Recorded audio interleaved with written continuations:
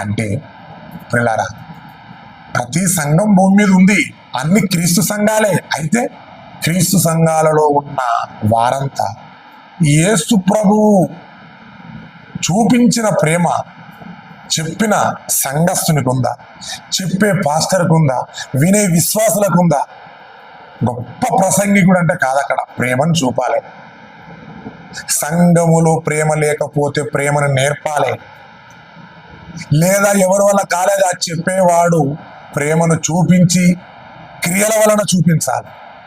ఈరోజు ఏండ్లను నమ్ముకున్నాం, బైబిల్ చదువుకున్నాం అంటున్నాడు, కానీ ఆ సంఘాలలో ప్రేమ లేకపోతే తీసుకోవడం లేదు. హెవెన్ అంటే పరలోకానికి అవకాశం లేదు, అవకాశం లేదంటున్నాడు. ఇక్కడ ఎన్నో సంఘాలు ఉన్నాయి, కానీ ఆ సంఘాలలో అన్ని పరలోకానికి ఎత్తబడతాయా?